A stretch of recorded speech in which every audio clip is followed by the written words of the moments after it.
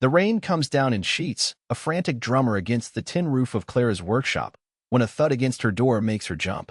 She's elbow-deep in conditioning an old saddle, the scent of leather and lanolin a familiar comfort, but this storm feels angrier than usual, and the sound is too solid for a branch.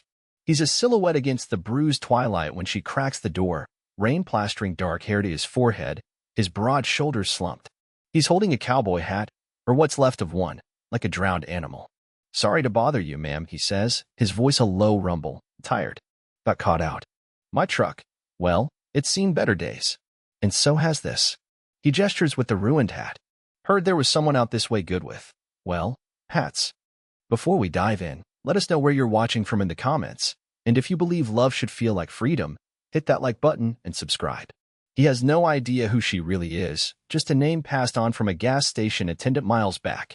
And she, well, she has no idea that the man dripping on her porch, the one whose hat looks like it tangled with a particularly mean badger, is about to become a very significant figure in her life, in a way neither of them could predict.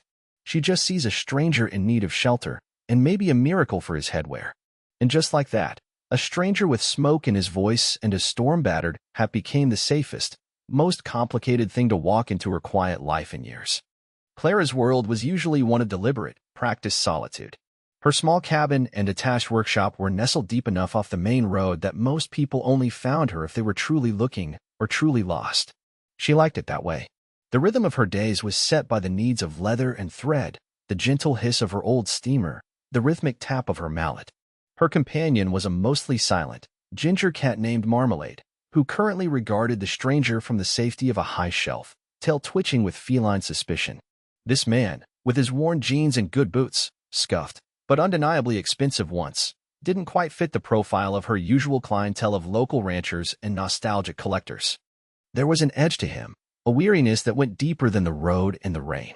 The talk of the county, and the source of Clara's own low-grade anxiety, was the recent sale of the sprawling Bar M Ranch.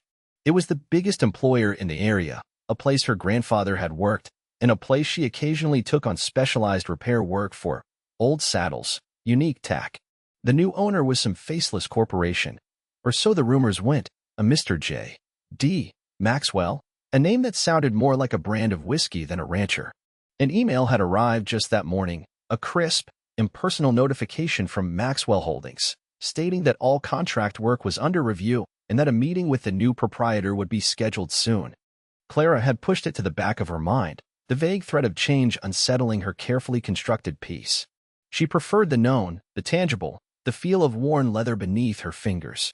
Corporate oversight felt like a very different, much rougher, kind of material.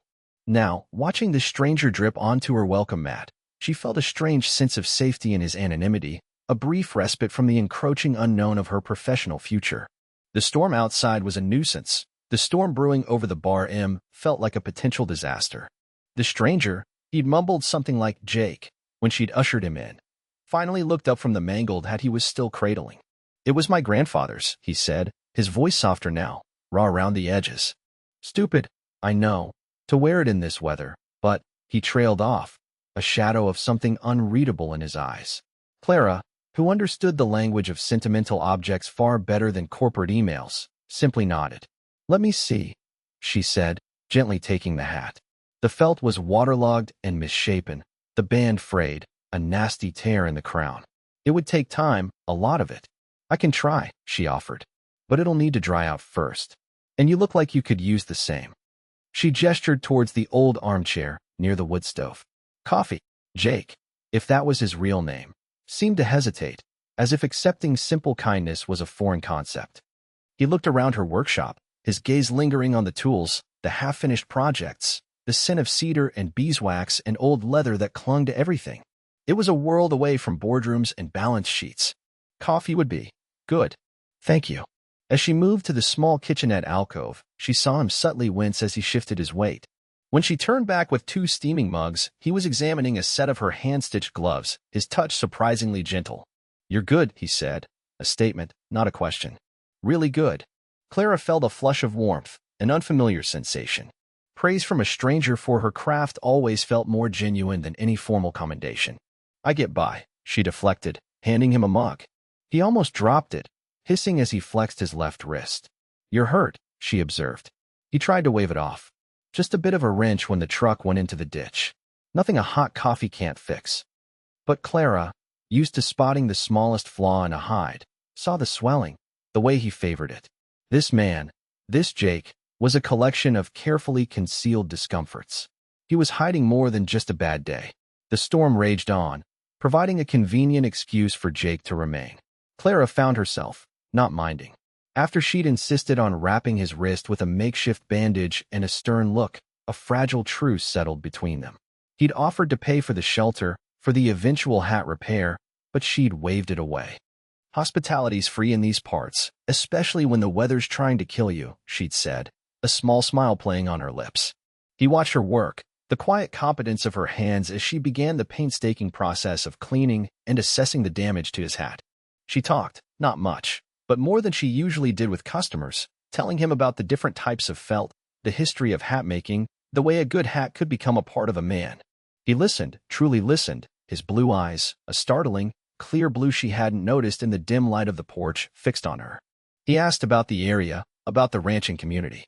Clara, lulled by the rhythmic work and the quiet company, mentioned the Bar M, the uncertainty of its future under new ownership.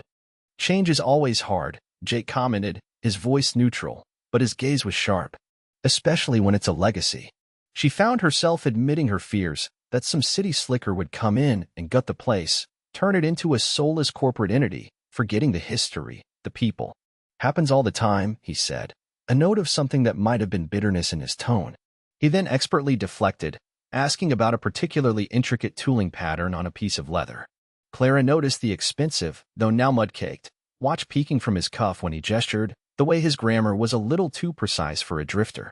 Small things, like loose threads on a seam, hinting at a different pattern underneath. He was surprisingly good at chopping kindling for the stove when she asked, his movements economical despite his sore wrist, though he seemed almost surprised by his own capability, as if he hadn't done manual labor in a long time. She'd found him staring at an old, framed photograph of her grandfather on the Bar M, his expression thoughtful, almost sad. Later, as the storm began to subside, leaving behind a world washed clean and smelling of pine and wet earth, they shared a simple meal of stew she'd had simmering. He ate like a man starved, but with an innate politeness that spoke of a different upbringing. "This is the best meal I've had in a long time," he said, and she believed him. The hat, meanwhile, was slowly beginning to resemble itself, carefully blocked and drying near the warmth of the stove. It sat there, a silent testament to their unexpected connection, a tangible link between two strangers brought together by a tempest. As the evening wore on, an easy quiet settled between them. Marmalade, deciding Jake wasn't an immediate threat, even deigned to hop onto his lap, purring like a tiny motor. Jake looked down at the cat, a slow, genuine smile transforming his tired face. It was a smile that made Clara's breath catch, just a little. The next morning, the sun was a pale disk in a clearing sky. Jake's truck, he reported after a cautious inspection, was definitely not going anywhere without a tow. He'd have to call someone from town. He seemed reluctant to do so. Clara found herself equally reluctant for him to leave. The workshop felt brighter with him in it, his quiet presence a counterpoint to her usual solitude. While he was outside, wrestling with a non-existent phone signal, a battered courier van, one she recognized from the Bar M, rumbled up her drive. A young ranch hand, freckled and nervous, handed her a crisp envelope. "From Mr. Maxwell's office, ma'am. He wants to see all local contractors. Meetings at the main house, 10 a.m., tomorrow.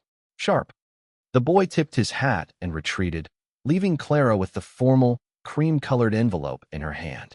Mr. J.D. Maxwell. The name felt cold, impersonal. Jake came back inside, brushing mud from his jeans. "Still no luck with the signal down by the road," he said, then noticed the envelope. "Bad news." Clara managed a weak smile. "Just a summons. From the new king of the county. My meeting with Mr. Maxwell." Jake stilled. His gaze flickered from the envelope to her face, then to the hat, now almost perfectly restored, sitting on her workbench. The air thickened. "Maxwell," he repeated, his voice carefully devoid of inflection. "So, you'll be meeting him tomorrow?" She nodded, tracing the embossed lettering on the envelope. "Apparently. Got to see if I still have a contract, or if I'm about to become a starving artisan." She tried for levity, but her voice wavered. He was quiet for a long moment, his expression unreadable. "Clara," he began, then stopped. He picked up the hat, turning it over in his hands. The tear was almost invisible, the shape true. "You do incredible work." He looked directly at her then, his blue eyes holding a depth of something she couldn't quite name. Apology, regret, something else entirely. "This hat, it means more to me than you know." And then, his phone, tucked into his jacket, buzzed loudly, insistently. He glanced at the screen, and a shadow crossed his face. "I have to take this," he said, his voice suddenly brusque, all traces of the easygoing stranger gone. He stepped outside, turning his back to her. Clara heard snippets of the conversation, his tone clipped, authoritative. Words like acquisition, delay, portfolio, and then, unmistakably, "Yes, this is Maxwell." The world tilted. Clara felt the blood drain from her face. "Maxwell. J.D. Maxwell. Jake." Her mind raced, replaying their conversations, his questions about the ranch, his comments about legacy, his expensive boots, the way he'd looked at her grandfather's photo. The kindness, the shared meal, the unexpected camaraderie. Had it all been a lie? An assessment? She felt a fool. A naive, trusting fool. He came back inside, his face a mask of composure, but his eyes were troubled. "Clara," he started. She held up a hand, her heart pounding a painful rhythm against her ribs. "You're him, aren't you?" she asked, her voice barely a whisper. "Mr. J.D. Maxwell, the new owner of the bar M." The hat sat on the workbench between them, a beautiful, perfectly repaired lie. He didn't deny it. He just looked at her, the weariness back in his eyes, deeper now, mixed with a profound regret. "Yes," he said quietly. "I am." The silence that followed was heavy, suffocating. Clara felt a cold knot of betrayal tighten in her chest. The warmth she'd felt, the tentative connection, evaporated like morning mist. "Why?" she finally managed, her voice hollow. "Why not just tell me?" "Jake." "No." Maxwell ran a hand through his damp hair. He looked genuinely distressed. "When I landed in that ditch, when I stumbled up to your door, I wasn't Mr. Maxwell, CEO of Maxwell Holdings.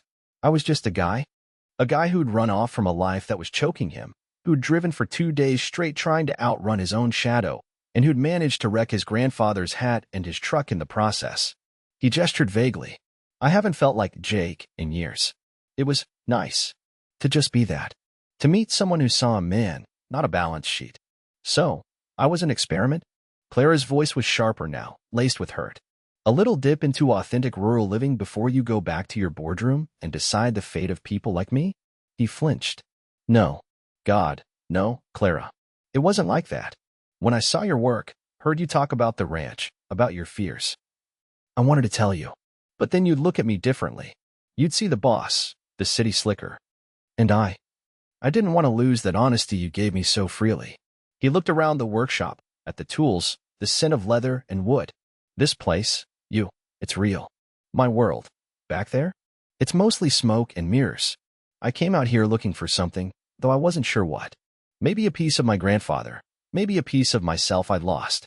Clara sank onto her stool, the fight draining out of her, leaving her weary. The formal meeting was tomorrow. What would that be like now? Would he be the stern, impersonal name on the letterhead, or the man who'd chopped her firewood and petted her cat?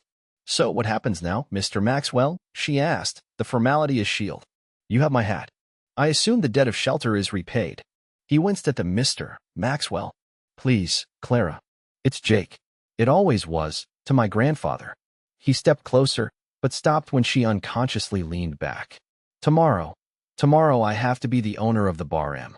I have to meet with lawyers and accountants and contractors." His eyes met hers. "But right now, I'm just the man whose hat you saved, and who wishes, more than anything, he hadn't been such a coward about telling you the truth." The repaired hat sat on the workbench, a focal point in the charged room. It was perfect. The felt was smooth, the crease sharp, the band neatly stitched. A testament to her skill, and a symbol of his deception, however unintentional he claimed it to be. Clara picked it up. Her fingers traced the brim. "It's a good hat," she said softly. "Your grandfather had good taste." She held it out to him. He took it, his fingers brushing hers for a fleeting second. The contact sent a small, unexpected jolt through her. "Clara," he said, his voice earnest, "what I said about your work, About you. That was real. All of it. My plans for the bar, they're not what you think. I want to preserve it, to make it thrive, not strip it down. I want to support artisans like you, not replace them with cheaper, mass-produced, anything. She looked at him, searching his face. The weariness was still there, but so was a plea for understanding. The corporate titan was nowhere to be seen, replaced by a man who looked lost and desperately earnest. Could she trust him? Could she separate Jake, the man who'd shared her stew and admired her craft, from J.D. Maxwell, the powerful new owner who held her professional future in his hands? The silence stretched, filled only by the ticking of the grandfather clock in the corner and he touched the brim of the hat, a gesture that was both a salute and a farewell, then stepped out into the pale morning light. Clara stood there for a long time after he'd gone, the scent of rain and his faint, lingering cologne confusing her senses. The workshop felt too quiet again, the solitude she usually craved now tinged with an unfamiliar emptiness. Marmalade rubbed against her ankles, purring, oblivious to the emotional storm that had just passed through. She had a decision to make, one that went beyond contracts and commerce. It was about trust, about seeing the man behind the title, about whether the unexpected connection they'd shared was strong enough to weather the truth. The next morning, Clara arrived at the Bar M main house at precisely 10. The sprawling ranch house, usually a place of comfortable, lived-in history, felt subtly different, a new layer of efficiency overlaying its rustic charm. Several other local contractors were already there, looking nervous and uncertain. She saw Jake, Mr. Maxwell, standing by the grand stone fireplace, dressed not in worn jeans, but in a tailored dark shirt and trousers. He looked every inch the capable executive, but his eyes, when they found hers across the room, held that same troubled expression she'd seen in her workshop. He nodded curtly, a professional acknowledgement, but there was a flicker of something else there, something that spoke of their shared secret, their storm-bound encounter. The meeting was formal, direct. Maxwell, Jake, outlined his vision for the Bar M. He spoke of sustainability, of honoring tradition while embracing innovation. He talked about creating an artisan collective, a place where local craftspeople could showcase their work, with the ranch providing support and a larger platform. Clara listened, her skepticism warring with a reluctant flicker of hope. His words weren't empty corporate speak. They were thoughtful, specific, and surprisingly aligned with many of her own quiet dreams for the region's artists. When he spoke of the importance of quality, of preserving skills passed down through generations, his gaze met hers, just for a moment. After the main presentation, he addressed each contractor individually. When it was Clara's turn, the other hopefuls had dispersed, leaving them almost alone in the vast room. "Ms. Dawson," he said, his voice formal, yet with an undercurrent of the Jake she knew. "Your work with leather is exceptional. I've seen it firsthand." A faint smile touched his lips. "I'd like to offer you the lead position in developing the artisan program. To curate it, to help find and mentor other local talents. It would mean a significant expansion of your current contract, of course." Clara was taken aback. This was more than just continuing her repair work. This was an opportunity, a challenge. "Why me?" she asked, needing to understand. He leaned against the mantelpiece, the posture more Jake than Maxwell. "Because you're the best. Because you understand the heart of this place, the value of true craftsmanship. And because," his voice softened, "you're honest. Even when it's difficult." She looked at him, truly looked at him. The powerful CEO, the weary traveler, the man with his grandfather's hat. They were all part of him. The betrayal still stung, a dull ache. But beneath it, the memory of their easy camaraderie, the shared coffee, the purring cat, resonated. "It wouldn't be easy," she said slowly. "Working together." After, he nodded, his expression somber. "I know I broke your trust, Clara. I can only hope to earn it back. Not as your boss, necessarily, but as Jake. The man who appreciates good coffee and even better hat repair." A hint of the old playful sarcasm glinted in his eyes. She felt a reluctant smile tug at her own lips. "My coffee's not that good," she countered. And the hat was a challenge. A challenge. He was still holding her hand when he said, "Thank you, Clara. You won't regret this." She had a feeling, a surprisingly strong one, that he was right. The hat, his grandfather's hat, sat on a nearby table where he'd placed it, a silent observer, its brim tipped in what looked remarkably like approval. The path ahead wouldn't be without its bumps. A boss who'd accidentally camped out in your workshop was an unconventional start to any working relationship.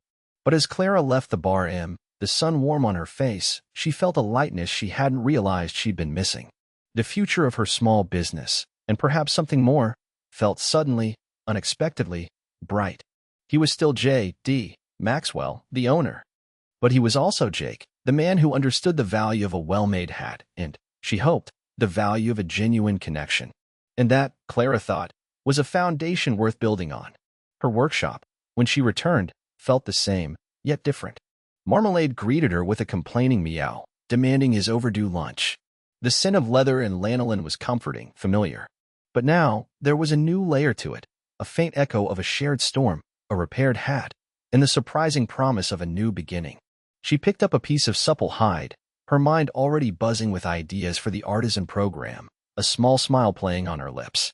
This is the new normal, a blend of the familiar and the unknown. The coffee she makes for herself is still just okay. Her porch still has that one crooked step, but the future feels less like a threat and more like an invitation, all thanks to a stranger who wasn't a stranger at all. And a hat that brought more than just its owner in from the rain. Thanks for watching. If you believe in second chances and real love, give this story a like and subscribe for more.